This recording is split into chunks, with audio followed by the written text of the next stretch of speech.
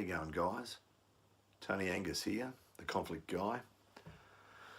And today we've moved on from the Telling It Like It Is series, and we're going to have a look at the Escalating Behaviour series. And so for that reason, I've chosen to come back inside and start to work off the whiteboard.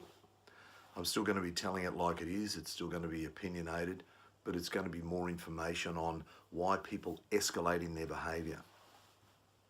And there are three things we're going to get out of this. And it's rather like doing a clinical appraisal. I want you to act as if you are a nurse looking after or treating a patient, because you're going to be treating somebody who is suffering from aggression. And so it's a different mindset than possibly you've had in the past, where we've always considered aggressive behaviour to just be bad behaviour. This is somebody acting out, somebody being badly behaved, and we've got to tell them to stop. And so I want to change our mindset on that. The first thing I want to do is to say, your generic policies aren't working. Everywhere I go, organisations have their policies written out as if they're designed for one type of aggression. And there are many types of aggression. People are aggressive for a host of different reasons. And so you've got to have your policies flexible enough to match those different reasons. So as a clinical assessor of aggression, what I want you to do is look for three things. Number one, we're going to be looking for signs and symptoms. We're going to look for the things that let us know the type of aggression that we're dealing with. Based on the signs and symptoms, we're going to make a diagnosis. Why is that person aggressive? What is the cause behind that? And then part three, based on the diagnosis, we'll make an accurate treatment. In other words, what tactical option is best applied to this situation? So this is going to springboard us into a massive discussion on how to manage people's behaviour. All right, so stick with me. Okay, so to kickstart this discussion, I've chosen to introduce you to the model of escalation. Very simple line graph. A brief history on the model and where I came by it. So during my time at Victoria Police, in the early and mid-90s, Victoria Police were responsible for the shooting deaths of a number of people. During the coronial investigations, the coroner decided that each of those police members should be exonerated for their actions, but that there was something wrong with Victoria Police's training philosophy. In other words, Victoria Police were training coppers to win and not to de-escalate and defuse and not to create safety. And so the coroner suggested we revamp our training program, and we introduced a different training program based on safety. One of the things we taught as part of that safety program was this model of escalation, and we built a lot of framework around that. So it's a simple graph that shows that when people become aggressive, there are things to look out for as they escalate. So some different things that they'll include in their behaviour at low level escalation, and then some things to watch out for that might let you know they're escalating beyond that point. So the first thing that the model tells us, and this is not rocket science, I don't think this is going to freak you all out. First thing that the model tells us is that conflict begins with some form of disagreement. So right here on asterisk number 1, I'll write disagreement. Back in a sec. Okay, so here's your disagreement phase. Now, a disagreement can be anything really. I could disagree with the fact that your transport, your train, your bus is late and I've got an appointment to go to. I could disagree that you've served me the wrong meal. I could disagree with someone over a political viewpoint, or I could simply wake up out of bed and stub my toe and disagree with that moment. I could disagree with my financial situation at the moment and the way the universe is treating me. So there's a number of disagreements.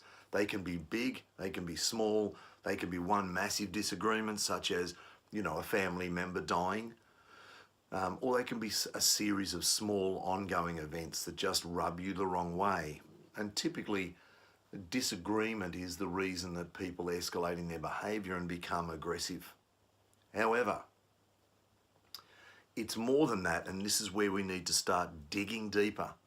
And so throughout the next few series that I'm going to share with you here on YouTube, I'm going to ask you to dig deeper than the normal thought process of humans. And so we're going to need to dig deeper into disagreement. Because it's not just a disagreement, there must be some sort of catalyst, something else to throw them into escalating behaviour.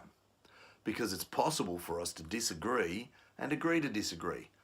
To smile, to shake hands and go, oh, well, you think that way, I think this way. It's possible for us to take a philosophical view.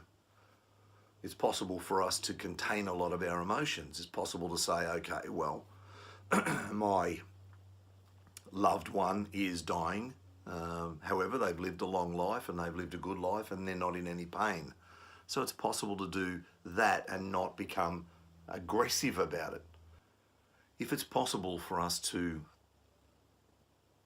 have a disagreement and not escalate, then what is the reason some people escalate and some people don't? Well, largely for a start, it has to do with coping strategies. So I'm going to write coping up here just to keep on the board, just to remind us.